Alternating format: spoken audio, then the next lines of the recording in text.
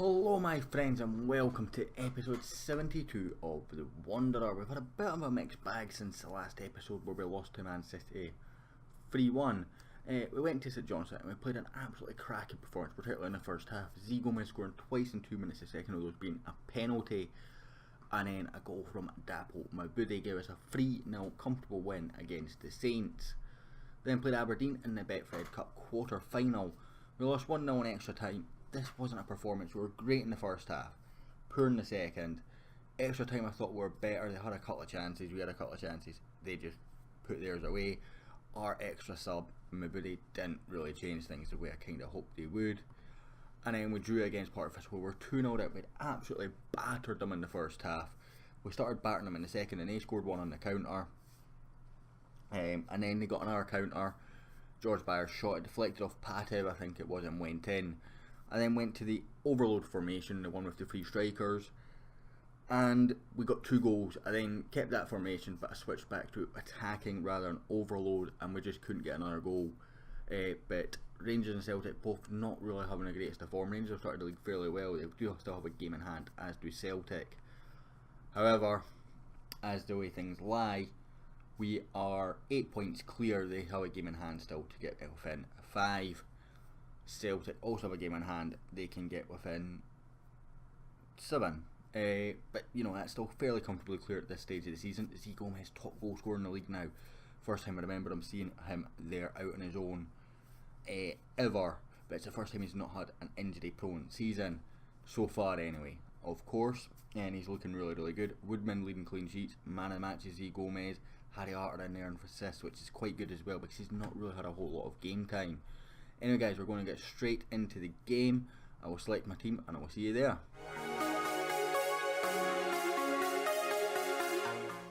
So I've made a bit of a boob with my team selection, and it's going back to the Betfred Cup game. I forgot to take Vesic out. I forgot to take him out against Partick Thistle, and then because I've played a league game, I've then forgot to check the goalkeeper. Something I've done quite a few times in the past, so I try not to have a goalkeeper that rotates in a lot of saves, but I feel like it's the best way to develop some of these young goalkeepers that we have. So we've got Vesic in goal with Tvetanov, Patev, Suter, Cresswell in midfield, Young and Arter, in defence. Young and Arter taking up the defensive midfield and box-to-box midfield roles. Morgan, Cochrane, Mabudi's pretty tired, but I felt he was a better option than Federun. And Gomez, our top goal scorer, up top. We're taking on Pep Guardiola's Atletico Madrid side. They've got some quality players, you know, Jimenez still there, Oblak still there, Koke still there, Griezmann still there, Carrasco in there, Correa, and there's some other guys who I'm sure you guys all know better than me. You're looking at the bench: Diego Costa, Danilo, Llorente. You know, quality players all round. We're going another tough group this year, and this is no exception. However, going to just go with the pressures off because we're underdogs. Hopefully we can get a good performance and hopefully we can strike something down. Still not got updated kits yet. I have asked for help, of course, as I mentioned in the last episode, but that's not arrived as of yet. But I'm sure you can understand that, guys, and put up with it. That's forward for Harry Arter. He can't quite get there. He's not quite got the pace. Griezmann on the counter. He's found Pineda. He's got a man over as well, but he's gone himself, and Goran Vesic is going to comfortably take that one in his grasp. Young goalkeeper in by complete accident, doing well. Bruma, Tvetanov with a monster challenge. Lewis Morgan comes forward into Harry Cochrane. He's got Morgan again, and Gomez in front of him. And Gomez did use the 4-2-3-1 formation as well. We're at home, so I feel more comfortable using that rather than going overly defensive like we did against City. Still tweaking that tactic a little bit, of course. I need to make the tweak changes I did in the City game to actually do it. And I'm putting that tactic down to being a good tactic, or hopefully a good tactic that's getting work done to it. That I just messed up the team talking. That's why City were so much better and dominant. Koke with a corner here. It goes over the top of everyone to Pineda. Rips it back in. Cochrane away. Can Gomez get there? He can indeed. He's done actually quite good holding this up. A lot of Atletico players getting back, but he's not ended up getting any support, and he'd done a decent job, and then he ran out of space because everyone went central and he couldn't get the pass off to a central position. Played forward towards Bruma. Bruma comes forward. That's a good ball into Griezmann. He's not missing that, is he? Oh, he has. My hands were on my head, expecting a goal, but it's worked out okay. Cochrane brings this one down. Cochrane, oh, he's missed it as well. Oh, two big misses at either end of the park in the space of about 30 seconds. We've had 5 shots, 6 shots even now. Not put a single one on target, which is slightly worrying. Got some good attacking players on there as well, so we really should be putting some of these chances on target. Apologies for the noise outside. Car going past. Can't really do anything about it, but please understand it. I know it's frustrating. All Black catches the ball there from that poor cross from Morgan. Slons forward. Pate wins that one in the air unchallenged, but only finds Koke down to Bruma. Grant Young, oh, he's got in there, but Bruma's taking it straight back off him, but Correa not registering it, and Young cleverly playing it back to Patev. Long ball over the top for Z Gomez. And oh, big save from Jan Oblak against the Portuguese international. I thought he dived the wrong way, Oblak there, but he did enough. He's come back out from this corner to Morgan. Plays it to Young. Cross to Patev. Maybe not the guy you want to be having there. And it's cleared away, but it looked like it was going to a Hearts player and no recycle of the chance. Griezmann picks this one up from the clearance. Brings it forward well, and he's shot from range well wide, hitting the classic football shirt sponsorship. Nowhere near where it was going to worry us. So we're going into this half at 0-0 at half time. Of course, it's going to be half time, and you know we're looking okay right now. So we're going to go with unlucky boys. Things haven't gone right for us, and I'm just going to go with I have faith. If I can find it, there's a lot more to come from you. We'll go with that. Tactical wise, Z Gomez on a 6.1. That's really not ideal from our key players. Just signed a new 5-year contract, keeping him here until 2028 on 11.5 grand a week with increases to his goal bonus. Bonuses, one of them's obviously already been triggered for this season, so he can't re-trigger that 5-goal one. But 10 goals worth a bit more. Every single one's worth a bit more. I think it starts off about 30k. And oh, it's a brilliant corner, and they found space at the back post with Koke. Why nobody was on him, I don't know. They seem to. That's twice though that they've done that long corner, and actually it's fallen not quite right for them. That time it did. Going to bring on Hassan, and debating Federun as well for Mabude, who's not having a great game. Our sort of major sign, first major signing if you like of the series, having a bit of a shocker out on the left hand side. So we'll bring on Federun. Their right back is absolutely shattered, so Federun's maybe the guy that's going to be able to come in and give him a run around as well. He's played across to Joytan. I do need to show you the coaches that I did make a couple of mistakes with that. I promoted a guy from the youth team that was a 4-star shooting coach, and I hired a 4-star attacking coach just at the start of the season. As Z Gomez puts us level.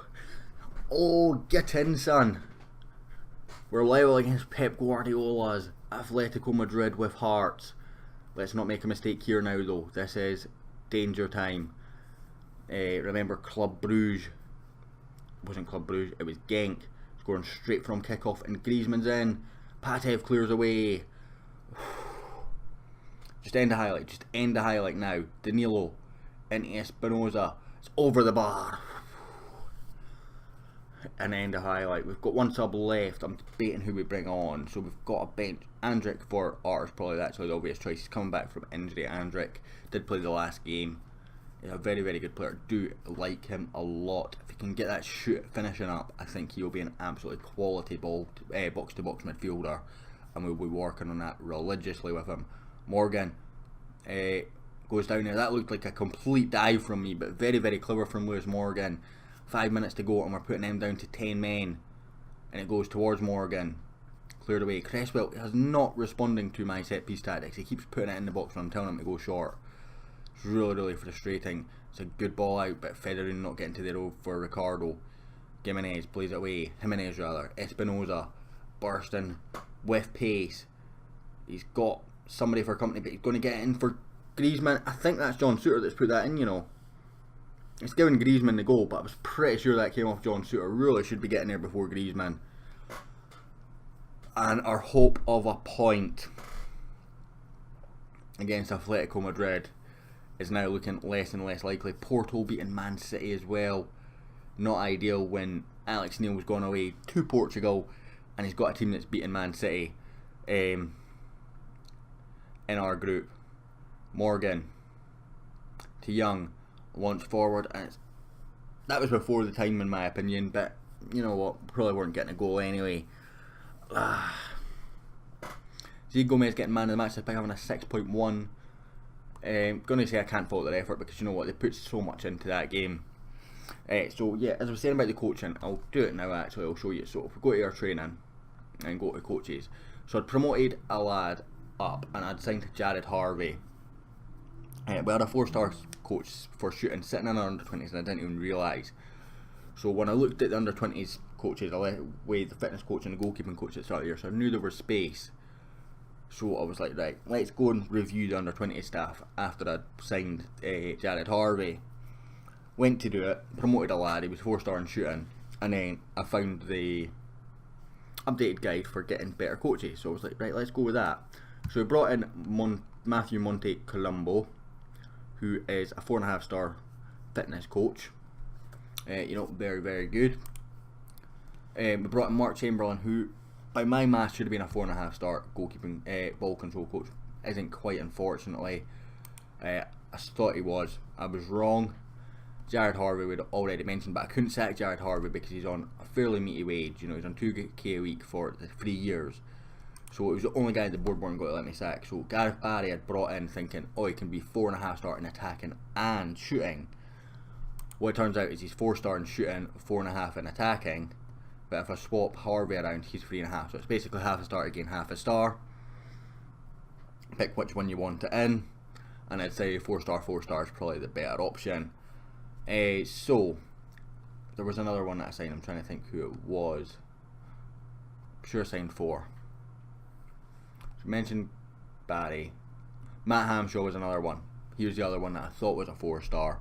Turns out he isn't. 4.5-star. Turns out he isn't. And the frustrating one with this is I thought he was comfortably a 4.5-star defending coach. So that's a bit frustrating. So we're 4-star across the board. We've got one 4.5-star to be moved when we can get another shooting coach basically, and sack Jared Harvey. And youth coach wise, we've obviously been weakened because I made that mistake. So if we go to training coaches here, so I brought this guy in thinking he was going to be really, really good. This was just before I found that guide, and it was actually him that made me go, right, I'm obviously not understanding what's required here, so I'll go and have a look at it. His motivating and his determination is just too low, and that's what's caused that. Everything else is actually pretty good, but he has got to study, so he can hopefully improve these stats. Adam Rooney comes in. I thought he was going to be 4-star again, isn't. Nemeth's in here, he's okay, and obviously we've got Monte Colombo, Phil Greenwood, and our 3 goalkeeping coaches, which is why I decided I'm not going to have a youth fitness coach and a youth goalkeeping coach because it's really just going to be a waste of space. I was like, what's Warren Green good at? Because you really should be doing something. Nothing really. 2.5, 2.5. Yeah, so you're actually pretty awful. So what I'm going to do with you is just get you supporting the ones that I am not, because that'll make sense. But you're very good, head of youth development. So that's what happened with the staff. So if we go to transfers and transfer history and staff, this is all the changes. So as you see, we sacked Wright Phillips here and Mika Hyde here. That's when I promoted, was it? Try to see who it was I promoted. It must have been Matthew Bloxham, who's the 4-star shooting coach, which was really frustrating that I sacked him because complete silliness. Just not obviously registering it correctly. So this is all the changes we've made. You can pause it and go through it all, and you can see exactly when it's happened and what's happened. Billy Hearn should have been gone earlier. I actually thought he'd already been released at the same time as Ellis Anderson, and apparently he was still sitting there. Lee Sharp had obviously gone a Stranyar, hopefully going to do a good job there. But you know, I think we're okay coach wise. We're not great, not quite where I want the coaching staff to be, but we're looking good. contract wise, I am up not at the end of this season, at the end of next season. I do plan on seeing that out. However, the stadium expansion, I've always maintained the stadium expansion was the reason that I was going to stay. That's not going to happen. It's only going to be an extra 2,000. It's really not enough to encourage me to stay. So while I'm not going to apply for jobs, so like if I was to go into the staff centre just now, we're in October, the first sort of set are going to be coming out. I'm not going to apply for jobs. There's none that really stand out to me anyway. All these under 18s jobs, how do you filter them out? But yeah, there's none of these jobs. Maybe Bilbao, but not really too keen on managing Bilbao. But I'm not going to apply for any of them. But when we start getting linked with jobs again, I might respond and say, yeah, that encourages me. See what offers we get and work it from there, kind of thing. Anyway, guys, that is going to end this episode. Being another, do you know what, decent European performance from us at home. We lost, but we put up a fight, and that's all I can ask out of this group. So thank you very much for watching. If you enjoyed, hit like, hit subscribe, and I'll hopefully catch you all next time.